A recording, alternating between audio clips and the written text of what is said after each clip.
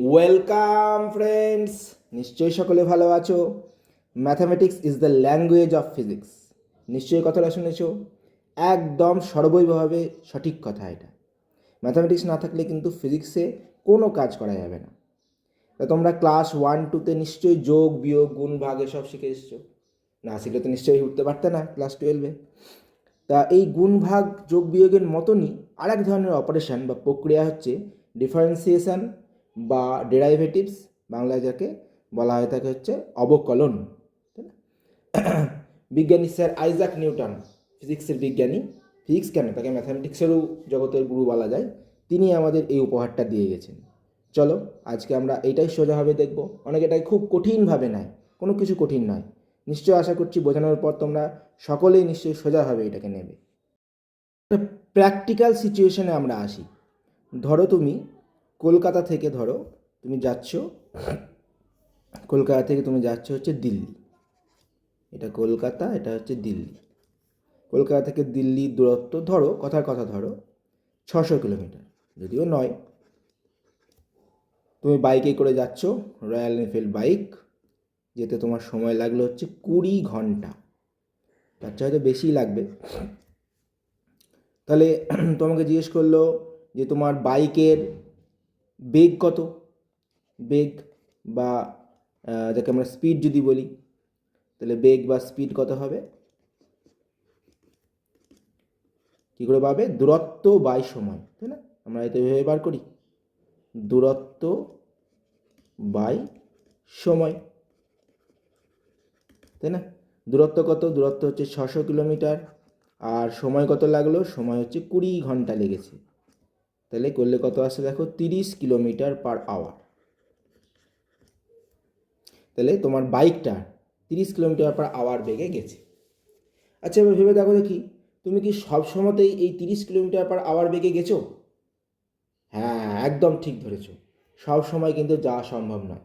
কখনো হয়তো গেছো 60 কিলোমিটার পার আওয়ার বেগে, আবার কখনো হয়তো তোমার বেগ কোথাও জ্যাম পড়েছে, তোমার বেগ কমে গেছে, হয়ে গেছে 10 কিলোমিটার পার আওয়ার। তাহলে সবসময় কিন্তু তুমি এই 30 কিলোমিটার পার আওয়ার বেগে যাচ্ছ না, তাই না? আমার বেগটা কম বেশি হচ্ছে। তাহলে এই যে আমরা বেগ পেলাম, এই বেগটা কিন্তু আমাদের সম্পূর্ণ চিত্র দেখাচ্ছে না, সবসময়ের বেগ দেখাচ্ছে না। তাই এই বেগটাকে আমরা বলবো অ্যাভারেজ ভেলোসিটি বা গড় বেগ।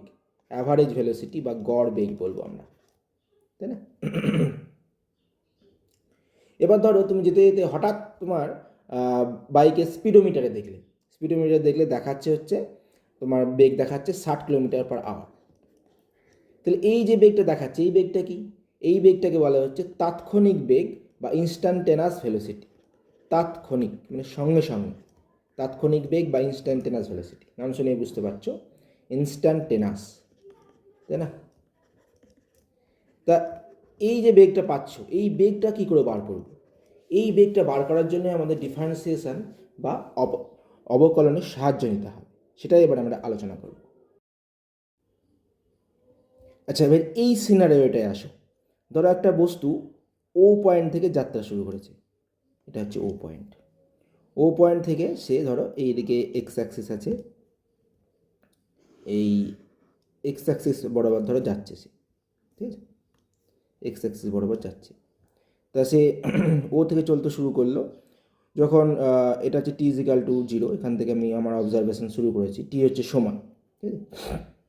তা যখন 1 সেকেন্ড হলো, t= যখন 1 সেকেন্ড হলো, তখন সে ধরো এই পয়েন্টে এলো, এই পয়েন্টটা এ। ও থেকে এই পয়েন্টটার দূরত্ব x1 হচ্ছে ধরো হচ্ছে 2 মিটার, ঠিক কথা কথা। এবার সে আরও চলছে। তা যখন t=2 সেকেন্ড হলো, তখন ধরা যাক সে এই বি পয়েন্টে এলো। এই ও থেকে এই বি পয়েন্টের যে দূরত্ব, সেটাকে x2 যদি লিখি, x2 সমান হচ্ছে 8 মিটার, ধরো 8 মিটার, কথা ধরো 8 মিটার।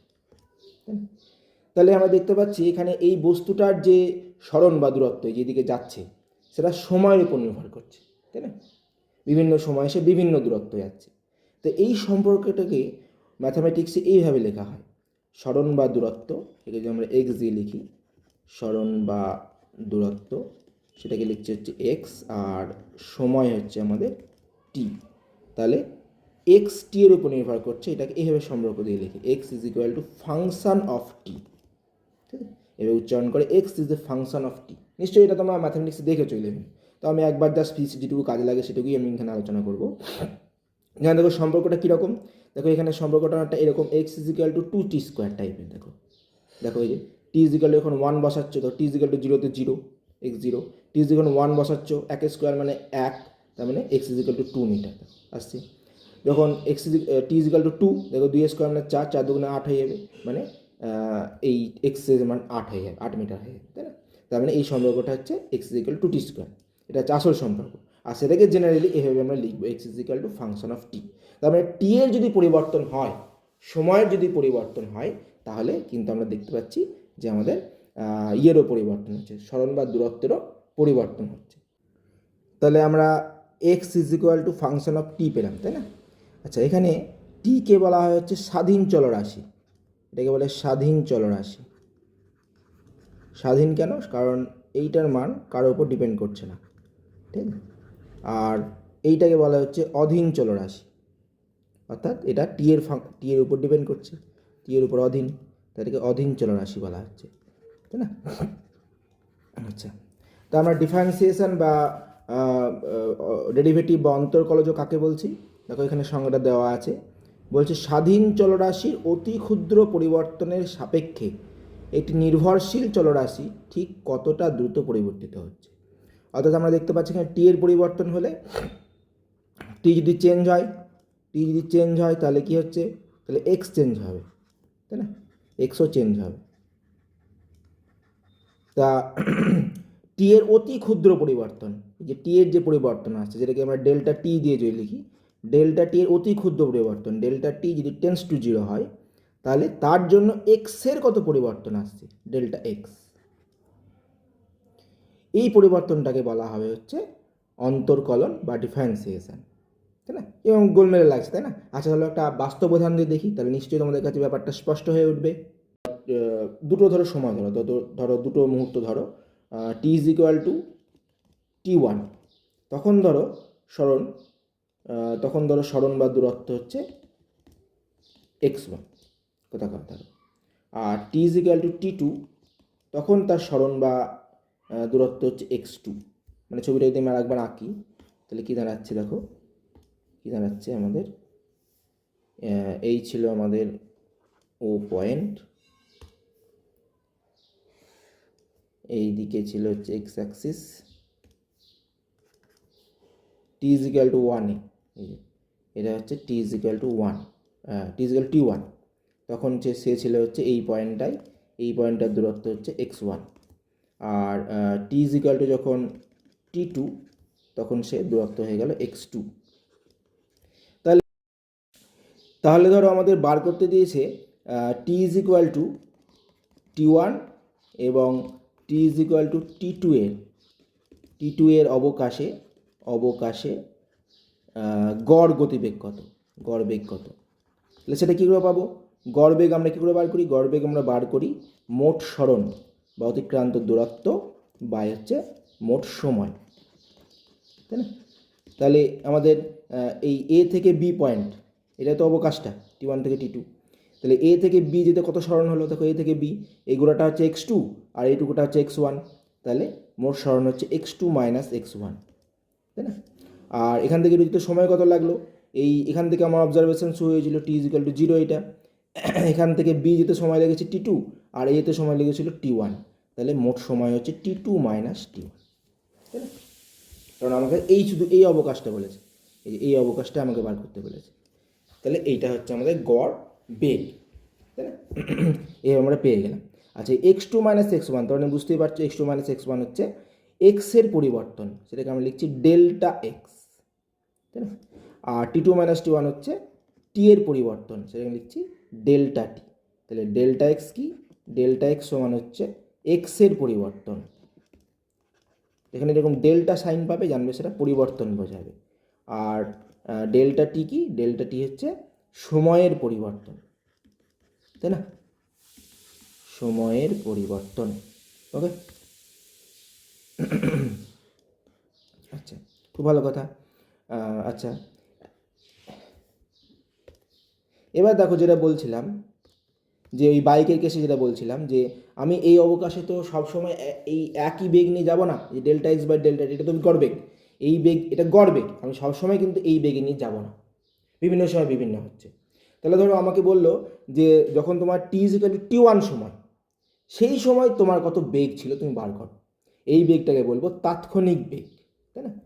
অর্থাৎ কোনো একটা মুহূর্তে t is equal to t one, t is equal to t one মুহূর্তে, কথাটা লক্ষ্য করো, মুহূর্তে, অ্যাট দ্যাট টাইম, মুহূর্তে, ঠিক ওই সময়তে টি ওয়ান মুহূর্তে যে বেগ, তাকে আমরা বলবো হচ্ছে টি ওয়ানের তাৎক্ষণিক বেগ, তাৎক্ষণিক বা বেগ বা ইনস্ট্যান্টেনাস ভেলোসিটি, তাৎক্ষণিক বেগ বা ইনস্ট্যান্টেনাস ভেলোসিটি, তাই না? ঠিক তেমনি t is equal to t two মুহূর্তে যে বেগ, তাকে বলবো টি টু এর তাৎক্ষণিক বেগ বা টি টু এর ইনস্ট্যান্টেনাস ভেলোসিটি। তো এইগুলো আমরা কী করে বার করি? দেখো, বেগ বার করা কিন্তু একটাই ফর্মুলা, সেটা হচ্ছে ডেল্টা এক্স বাই ডেল্টা টি, পরিবর্তন কতটা সে দূরত্ব গেল বাই কতটা সময় লাগবে সেই দিয়ে ভাগ করতে হবে। তো এখানেও সে একই, এটা কিন্তু আলাদা কোনো জিনিস না। কিন্তু এবার দেখো, এবার এবার কিন্তু সময়টা আমাদের খুব একদম ওই মুহূর্তে বলেছে, তাহলে সেটা কী করে বার করবো আমরা? তা আমরা কী করব, ঠিক এই বিন্দুর খুব কাছে আর একটা পয়েন্ট আমি ধরলাম, সি পয়েন্ট ধরলাম, ধরো এই হচ্ছে সি পয়েন্ট। এই এ থেকে সি যেতে ধরো ওর সময় লাগলো হচ্ছে, এটাকে খুব ছোট্ট সময়, আচ্ছা ছবিটা আরেকবার এঁকে নিই, নাহলে একটু বোধহয় ক্লামজি হয়ে যাচ্ছে। ও পয়েন্ট থেকে যাত্রা শুরু করেছিল, তাই না? এইখানে t is equal to t one, এই পয়েন্ট, এটা আমাদের এই মুহূর্তে তাৎক্ষণিক দিকে বার করতে বলেছে। এইখানে হচ্ছে টি ইজ ইকুয়াল টি টুতেও গেছিলো বি পয়েন্টে।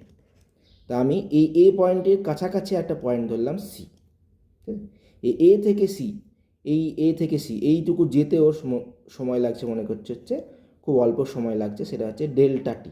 এই ডেল্টাটির আলাদা সিম্বল দিয়ে লিখলাম, এরকম একটা সময় লাগছে এইটুকু যেতে ওর, ঠিক? আর এ থেকে সি এই দূরত্বটা মনে করছে হচ্ছে এটাও খুব কম, সেটাকে আমরা এরকম সিম্বল দিয়ে লিখছি, এই সিম্বল দিয়ে ধরে লিখছি ডেল্টা এক্স। তাহলে তাহলে আমি এই এই এ থেকে সি যেতে কত বেগ দেখবো আমরা? এ থেকে সি যেতে বেগ কত, সেটা আমরা কী করে পাবো? সেটাকে আমরা লিখবো হচ্ছে এই ডেল্টা এক্স কতটা দূরত্ব গেল বা কতটা সময় গেল, ডেল্টা এক্স বাই ডেল্টা টি। ঠিক আছে, একই জিনিসই, আসলে একটু আলাদা সিম্বল দিলাম আগেরটার সঙ্গে পার্থক্য বোঝানোর জন্য, তাই না? আচ্ছা, এবার দেখো, আমার যেহেতু বলেছে ওই মুহূর্তে বেগ, তার মানে এই যে সি পয়েন্টটা নিচ্ছি, এই পয়েন্টটা আমি যত কাছে নিতে পারবো তত কিন্তু ভালো হবে। এই সি পয়েন্টটা আমি যত কাছে নেব, অর্থাৎ আমি খুব অল্প সময়, একদম অল্প সময় ব্যবধানে আর একটা আমি অবজারভেশন করছি, খুব অল্প সময় ব্যবধানে। অর্থাৎ এই যে ডেল্টা টি দেখতে পাচ্ছি, এই ডেল্টা টি টেন্স টু যদি জিরো হয়, অর্থাৎ এই সি পয়েন্টটা খুবই কাছে, আরও কাছে ধরে নিয়েছি, যত কাছে নেব তত কী হবে না, এই সময়ের অবকাশটা কমে যাবে। এই অতি ক্ষুদ্র সময়ের অবকাশ, এই ডেল্টা টি টেন্স টু যদি জিরো হয়, তখন ডেল্টা এক্সের যে পরিবর্তন হবে, ডেল্টা এক্সের যে পরিবর্তন, সেইটাকে আমরা বলবো এই টি ওয়ান মুহূর্তের তাৎক্ষণিক বেগ। জিরোতে ডেল্টা এক্সের পরিবর্তনকে টি ওয়ান মুহূর্তের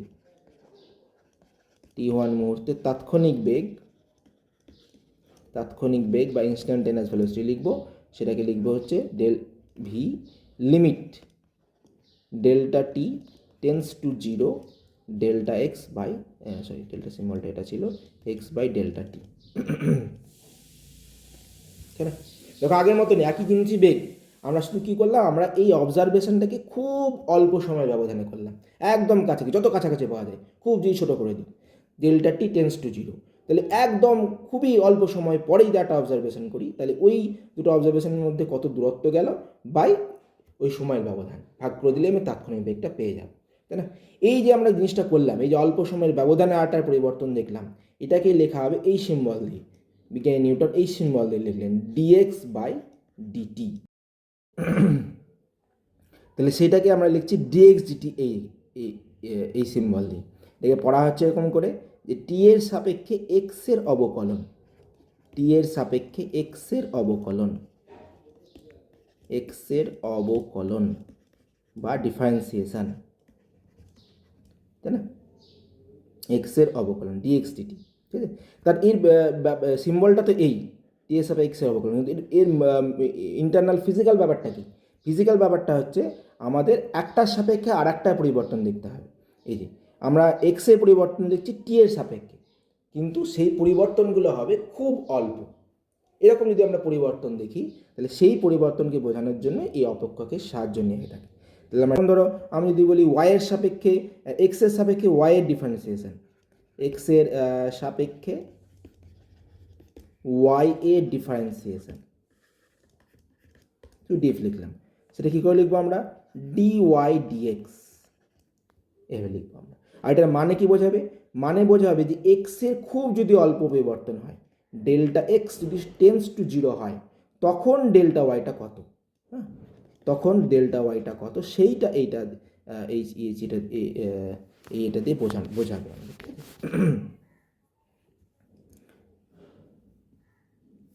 সরি, হ্যাঁ, তখন ডেল্টা ওয়াইটা কত, যে ডেল্টা ওয়াইটা কত, সেই যে জিনিসটা সেটাকে আমরা এই সিম্বল দিয়ে আমরা লিখব, তাই না?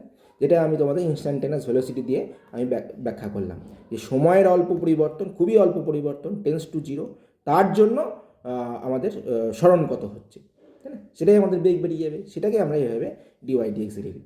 তাহলে বুঝতে পারলে এই ফিজিক্যাল মিনিংটা কি?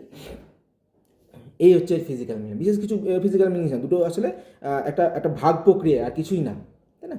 কিন্তু আমরা শুধু ভাগ করছি না, একটার সাপেক্ষে যখন আর একটা রিলেটেড হচ্ছে, এরকম দুটো রাশি, তাদের একটার পরিবর্তনের সাপেক্ষে, একটার খুব অল্প পরিবর্তনের জন্য আর একটার কত পরিবর্তন আসছে। আচ্ছা, থিওরি তো হলো, এবার থিওরিকে যদি বুঝতে হয় ভালো করে, তাহলে আমি বলেছি প্রবলেম করতে হবে। চলো এই প্রবলেমটা দেখে নাও। কি বলছে দেখো, একটি কণা এক্স অক্ষ বরাবর গতিশীল, যে কোনো মুহূর্তে কণাটির অবস্থানের সমীকরণ হচ্ছে এরকমের, x is equal to a plus b t square, যেখানে এ এর মান বলে দিয়েছে 6 মিটার, এ একটা বুঝতেই পারছো কনস্ট্যান্ট যার মান বলে দিচ্ছে 6 মিটার, বিও একটা কনস্ট্যান্ট যার মান হচ্ছে 3.5 মিটার পার সেকেন্ড স্কোয়ার, আর টি তো সময় তোমরা জানো, তাই সেকেন্ডে প্রকাশ করা হয়েছে। তাহলে বলে দিয়েছে দুটো জিনিস বার করতে দিয়েছে, এক বলছে টি ইজ ইকুয়াল টু 0 সেকেন্ডে ও টি ইজ ইকুয়াল টু 3 সেকেন্ডে কণাটির বেগ নির্ণয় করো। আর আরেকটা বলেছে ওই 3 ও 6 সেকেন্ডের মধ্যে গড় বেগ নির্ণয় করো। তা সেকেন্ড পার্টটা আগে করি, সেকেন্ড পার্টটা আগে করলে ভালো বুঝতে পারবে। দেখো গড় বেগ, সেকেন্ড পার্টটা আগে করি। তো দেখো আমাদের একটা সমীকরণ পেয়ে গেছি, আমরা কি পেয়েছি সেটা, x is equal to a plus b t square, তাই না? তাহলে এখানে টি এর হলো যদি 3 সেকেন্ড বসায়, তাহলে সেই মুহূর্তে স্মরণ পেয়ে যাবো, তাই না? তাহলে টি ইজ ইকুয়াল টু 3 সেকেন্ডে স্মরণ, সেটা যদি আমরা x3 লিখি তাহলে সেটা কত আসবে? দেখো এ প্লাস, তাহলে এটা টি এর মান 3 বসাবো, মানে হচ্ছে 3 স্কোয়ার, মানে এ প্লাস 9b, এ প্লাস হচ্ছে 9b, এটা পাবো। আচ্ছা, আর ঠিক একইভাবে টি ইজ ইকাল টু 6 সেকেন্ডে কত হবে? দেখো 6 সেকেন্ডে স্মরণ কত হবে, সেটা t6 যদি লেখো তাহলে কি পাবা? এ plus B into T square, অর্থাৎ 6 স্কোয়ার, মানে হচ্ছে 36, এ প্লাস 36b, তাই না? তাহলে গড় বেগ কী করে বার করে? গড় বেগ মানে হচ্ছে অতিক্রান্ত স্মরণ, অর্থাৎ এই সময় অবকাশে স্মরণ কত হয়েছে, মোট স্মরণ বাই সময়, তাই না? তাহলে মোট স্মরণ বাই হচ্ছে আমাদের মোট সময়টা কত। তো মোট স্মরণ কত, এই সময় অবকাশে সমান স্মরণ কত, x6 থেকে x3 বাদ দিয়ে দাও, তাই না? আর মোট সময়টা কত, মোট সময়টা হচ্ছে 6 থেকে 3 বাদ, 3 সেকেন্ড, তাই না? আচ্ছা দেখো x6 মাইনাস x3 করলে কত আসছে, দেখো x6 মাইনাস x3 করলে দেখো এখানে এ কেটে যাবে, তাহলে হচ্ছে 36 থেকে 9 বাদ যাবে, মানে হচ্ছে কত, 26 নাকি 6 9, হ্যাঁ না 27, 27 বি বাই 3, তার মানে 9b, 9 ইন্টু বি, বি এর মান আমরা জানি, বি এর মান আমাদের বলে দিয়েছে কত 3.5, তাহলে 3.5 করো, তাহলে কত পাচ্ছ দেখো, কত পাচ্ছ, 5 9 45, 5 4 3 7 31.5, 31.5 মিটার পার সেকেন্ড, এটা হয়ে যাচ্ছে আমাদের গড় বেগ, তাই না? 31.5 মিটার পার সেকেন্ড। তাহলে অ্যান্সার বেরিয়ে গেল একটা। এই সেকেন্ডের মধ্যে গড় বেগ কত, বুঝতে পারলে? আচ্ছা, এর পরের পার্টটা দেখো, ফার্স্ট পার্টটা দেখো এবার। ফার্স্ট পার্টটা কী দিয়েছে দেখো, ফার্স্ট পার্টটা বলেছে এই সেকেন্ডে কণাটির বেগ নির্ণয় করো। এই বেগটা কিন্তু তাৎক্ষণিক বেগ, এই যে বেগটার কথা বলছে এটা কিন্তু আমাদের ইনস্ট্যান্টেনাস ভেলোসিটি বা তাৎক্ষণিক বেগের কথা বলছে। তাৎক্ষণিক বেগ আমাদের বার করতে বলেছে, একটা টি ইজিক্যাল টু 0 সেকেন্ডে, একটা টি ইজিক্যাল টু 3 সেকেন্ডে। তা তোমাদের তাৎক্ষণিক বেগ আমি কী করে বার করতে বললাম? তাৎক্ষণিক বেগ মানে ওই মুহূর্তে বেগ, সেটা আমরা পাবো হচ্ছে কী করে না, ডিএক্সডিটি করে, তাই না? তাহলে 1 নম্বরটা করি। সমীকরণ হচ্ছে এই এ প্লাস বিটি স্কোয়ার, তাহলে ডিএক্সডিটি তুমি করো, ডিএক্সডিটি করবা। দেখো প্রথমটা হচ্ছে কনস্ট্যান্ট, তাহলে প্রথমটার জন্য 0, পরেরটা বি কনস্ট্যান্ট, বি বাইরে এলো, আর এটার জন্য হচ্ছে 2t, তার মানে হচ্ছে 2bt, এটা হচ্ছে তাহলে ডিএক্সডিটির মান, তাই না? আচ্ছা, এবার তাৎক্ষণিক বেগ কী করে বার করবো? এই ডিএক্সডিটির তো তাৎক্ষণিক বেগ, কিন্তু এটা টি ইজিক্যাল টু 0-তে কত, এটাকে আমরা বলবো v0, এটাকে বলবো 0 সেকেন্ডে, টি ইজিক্যাল টু 0-তে তাৎক্ষণিক বেগ, তাৎক্ষণিক বেগ কত সেটা? তাহলে দেখো এখানটায় 0 বসিয়ে দাও, তাহলে কত আসবে? 2b ইন্টু 0, মানে 0 চলে আসছে। তার মানে তাৎক্ষণিক বেগটা কত না 0 মিটার পার সেকেন্ড, ঠিক আছে? এটা গেল হচ্ছে আমাদের টি ইজিক্যাল টু 0 সেকেন্ড সময়, এই ছিল তাৎক্ষণিক বেগ, বুঝতে পারলে? এইভাবে তাৎক্ষণিক বেগ বার করবো আমরা, ডিএক্সডিটি করবো, সেই সময়টা জাস্ট বসিয়ে দেবো, তাহলেই হয়ে যাবে। আচ্ছা, এবার টি ইজিক্যাল টু 3 সেকেন্ডে বলেছে, তাহলে এইখানে আমরা তাহলে এই যে ডিএক্সডিটি, এটা টি ইজিক্যাল টু 3 সেকেন্ডে, সেটাকে আমরা v3 দিয়ে লিখবো। তাহলে এটা কি বলবো? এটা হচ্ছে টি ইজিক্যাল টু 0, টি ইজিক্যাল টু 3 সেকেন্ডে, 3 সেকেন্ডে তাৎক্ষণিক বেগ, তাৎক্ষণিক বেগ। তাহলে মানটা কত হবে? এখানটা 3 বসিয়ে দিতে হবে, তাহলে 2 ইন্টু বি ইন্টু 3 মানে হচ্ছে 6b। কী দাঁড়াচ্ছে আমাদের? 6 ইন্টু 3.5 মানে আসছে দেখো 6 ইন্টু 3.5 মানে 5 6 30 0 3 6 18 21, 21 মিটার পার সেকেন্ড। তাহলে এইটা হচ্ছে অ্যান্সার, তাই না? তাহলে ভি ইজিক্যাল টু টি ইজিক্যাল 3 সেকেন্ডে বেগ হচ্ছে এইটা, এটা তাৎক্ষণিক বেগ 3 সেকেন্ডে, আর টি ইজিক্যাল 0-তে তাৎক্ষণিক বেগ হচ্ছে 0 মিটার পার সেকেন্ড, বুঝতে পারলে? এই হচ্ছে এর অ্যাপ্লিকেশান, ফিজিক্সে আমাদের এইগুলোই লাগে, তাই না? আচ্ছা, পরবর্তী ভিডিওতে আমরা এই ডিফারেন্সিয়েশন সংক্রান্ত আরেকটা যে গুরুত্বপূর্ণ প্রয়োগ ফিজিক্সে করা হয় সেটা আমরা দেখব। ওকে, থ্যাংক ইউ।